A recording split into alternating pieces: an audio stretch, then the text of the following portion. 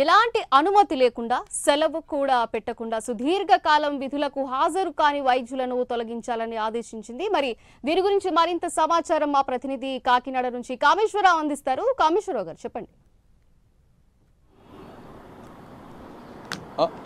సింధు చూసుకుంటే కనుక సొసైటీలో అత్యధికమైన విలువనిచ్చే ప్రొఫెషన్ ఏదైనా ఉందంటే అది వైద్యం అని చెప్పొచ్చు.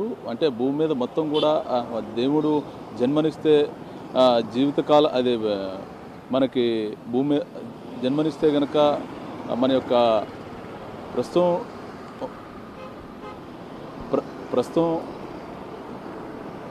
ప్రస్తుతం లోకాయుక్త ఆదేశాల మేరకు ఆంధ్రప్రదేశ్లో 55 మంది ప్రభుత్వ వైద్యులను అయితే ఏపీ ప్రభుత్వం తొలగించిందని చెప్పొచ్చు. ఈ నేపథ్యంలో ఆంధ్రప్రదేశ్లో 55 మంది ప్రభుత్వ వైద్యులను విధుల నుంచి అయితే తొలగించింది. ఈ నేపథ్యంలో ఏదైతే ఉందో కృష్ణా జిల్లా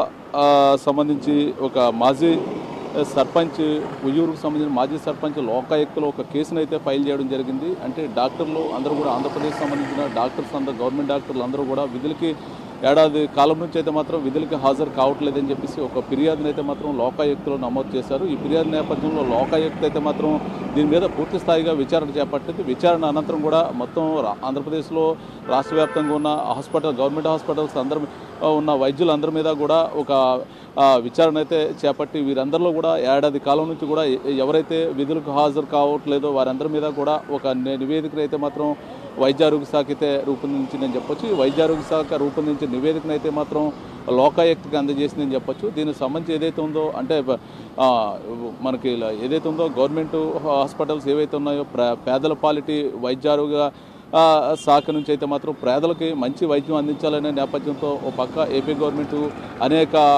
ఆలోచనలు చేస్తూ వైద్యారోగ్య శాఖను ముందుకు తీసుకెళ్తున్నారు. ఈ నేపథ్యంలో గవర్నమెంట్ హాస్పిటల్ ఈ గవర్నమెంట్ హాస్పిటల్ ముసుగులో కొంతమంది డాక్టర్లు అయితే మాత్రం విధులకు హాజరు కాకుండా ఏదైతే ఉందో రోగులకి అనేక ఇబ్బందులు కలిగిస్తున్న పరిస్థితి ఆంధ్రప్రదేశ్లో ఉందని చెప్పేసి కృష్ణా జిల్లా ఉయ్యూరు సంబంధించిన మాజీ సర్పంచ్ శ్రీనివాస్ గౌడ్ అయితే మాత్రం లోకాయుక్తను ఆశ్రయించారని చెప్పొచ్చు. ఈ నేపథ్యంలో లోకాయుక్త వీరందరి మీద ఎవరైతే ఉన్నారో మొత్తం ఆంధ్రప్రదేశ్ వ్యాప్తంగా 29 జిల్లాల వ్యాప్తంగా గవర్నమెంట్ హాస్పిటల్స్ ఎక్కడెక్కడ ఉన్నాయి వీరందరిలోనూ కూడా 1 ఇయర్ పాటు సర్వీస్లో అంటే గవర్నమెంట్ జాబుల్లో ఉండి కూడా హాస్పిటల్కి వైద్యం చేయడానికి రాకుండా వారు ఏం చేస్తున్నారు అనే దాని మీద పూర్తి స్థాయిగా నివేదిక ఇవ్వాలని చెప్పి లోకాయుక్త అయితే మాత్రం రాష్ట్ర వైద్యారోగ్య శాఖను అయితే కోరడం జరిగింది.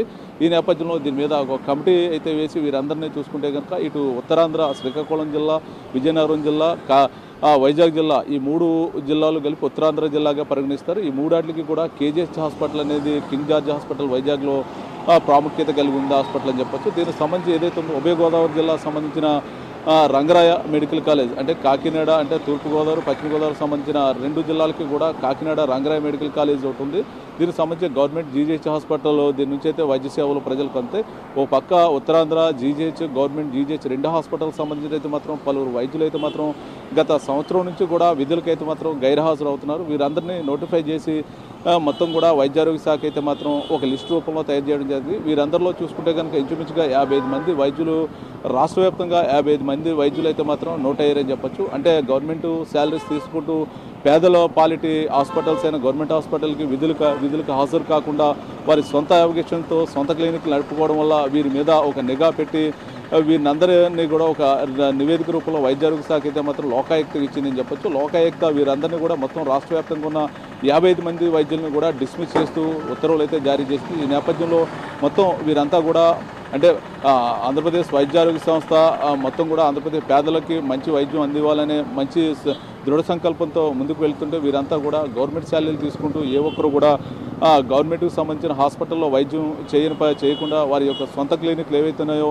సొంత క్లినిక్లు పెట్టుకుని అక్కడ వైద్యం చేస్తూ తూతూ మంత్రంగా వారానికి ఒకసారి గవర్నమెంట్ హాస్పిటల్కి వెళ్ళి సంతకాలు పెడుతూ ఇంటికి వెళ్ళిపోతున్న పరిస్థితి అయితే వెలుగులోకి వచ్చిందని చెప్పొచ్చు. మొత్తం చూసుకుంటే వీరందరినీ కూడా గవర్నమెంట్ ఏపీ ప్రభుత్వం అయితే మాత్రం ఈరోజు వీటు వేసింది అని చెప్పొచ్చు. మొత్తం చూసుకుంటే వీరందరినీ కూడా మొత్తం డాక్టర్ వైద్య వృత్తికే కళంకం తీసుకొచ్చారు. వీరందరూ కూడా మొత్తానికి ఈ వైద్యం ఏదైతే గవర్నమెంట్ హాస్పిటల్స్లో ప్రజలకు వైద్యం అందించిన ఏడల వీరందరినీ విధుల్లో ఉంచకూడదనే నేపథ్యంతో వీరినందరినీ ఏపీ ప్రభుత్వం అయితే మాత్రం లోకాయుక్త తరపు నుంచి ఇచ్చిన ఆదేశాల మేరకు వైద్యారోగ్య శాఖ అయితే మాత్రం డిస్మిస్ చేసిందని చెప్పొచ్చు. వీరందరూ కూడా గత 10-20 సంవత్సరాల నుంచి కూడా మొత్తం గవర్నమెంట్ హాస్పిటల్ సంబంధించిన ఏదైతే ఉందో వైద్యారోగ్య శాఖ నుంచి జీతాలు తీసుకుంటూ గవర్నమెంట్ హాస్పిటల్ సంబంధించిన పేషెంట్లు ఎవరైతే ఉన్నారో పేషెంట్లని వారితో మాట్లాడి గవర్నమెంట్ హాస్పిటల్ కన్నా మీకు బెటర్ అయిన ట్రీట్మెంట్ అందుతుందని చెప్పి ప్రైవేట్ హాస్పిటల్కి రండి అని చెప్పి వాళ్ళ సొంత హాస్పిటల్ సంబంధించిన అడ్రస్లు ఇచ్చి వాళ్ళ హాస్పిటల్కి రమ్మని అక్కడి నుంచి ట్రీట్మెంట్ మొదలు పెట్టడం. వీరంతా కూడా అక్కడ ట్రీట్మెంట్ అందిన తర్వాత వారి నుంచి కూడా అధిక శాతం అమౌంట్లు అయితే తీసుకోవడం జరుగుతుందని చెప్పేసి ఎవరైతే ఉన్నారో కృష్ణా జిల్లా ఉయ్యూరు మాజీ సర్పంచ్ శ్రీనివాస్ గౌడ్ అయితే మొత్తం లోకాయుక్త ఫిర్యాదు చేసిన ఫిర్యాదులో మొత్తం కూడా లిఖితపూర్వకంగా అన్నీ కూడా వివరించడం జరిగింది. మొత్తం వీరినందరినీ కూడా అంటే డాక్టర్ల ముసుగులో మొత్తం కూడా వీళ్ళంతా దోపిడీకి చేస్తున్నారు బయట. దీంతోపాటు గవర్నమెంట్ హాస్పిటల్కి సంబంధించిన నమ్మకాన్ని ప్రజల్లో కోల్పోయేలా చేస్తున్న వైద్య వృత్తి మీద వీరందరూ వైద్య వృత్తిలో కొనసాగడానికి వీలు లేదని చెప్పి లోకాయుక్త తమ యొక్క ఆవేదన మొత్తం కూడా వివరణ రూపంలో ఇవ్వడం జరిగింది. మొత్తం ఇదంతా కూడా క్షుణ్ణంగా లోకాయుక్త మొత్తం కూడా పరిశీలించి వీరందరి మీద కూడా ఒక కమిటీని మొత్తం ఎవరైతే ఉన్నారో రాష్ట్ర వ్యాప్తంగా 29 జిల్లాలు మొత్తం కూడా గవర్నమెంట్ హాస్పిటల్లో గత సంవత్సరం నుండిగా ఏవైతే ఉందో అటెండెన్స్ బేస్ చేసుకుని వీరందరూ విధులకు సంవత్సరం 365 రోజులు ఎన్ని రోజులు విధులకు హాజరయ్యే దాని మీద పూర్తి స్థాయిగా నివేదికనైతే తెప్పించుకోవడం. ఈ నివేదిక బేస్ చేసుకుని మొత్తం కూడా ఈ రిపోర్ట్ను లోకాయుక్తకి అయితే వైద్యారోగ్య శాఖ అందించింది. ఈ నేపథ్యంలో 55 మంది మొత్తం వెలుగులోకి వచ్చిన పరిస్థితి ఉంది. మొత్తం అందరినీ కూడా విధుల్లోంచి రాష్ట్ర ప్రభుత్వం అయితే తొలగించిందని చెప్పొచ్చు. మొత్తానికి ఏదైనప్పుడు కూడా వైద్య వృత్తి అంటే ప్రజలకు అంటే పేద ప్రజలకు కాదు కష్టకాలంలో వైద్యుడు ఒక్కడే ప్రజలకు గుర్తొచ్చే వ్యక్తి. అటువంటి వైద్య వృత్తిలో ఉంటూ వీరు ఇటు గవర్నమెంట్ని అటు ప్రజల్ని మోసం చేసేవారు విధుల్లో ఉండడానికి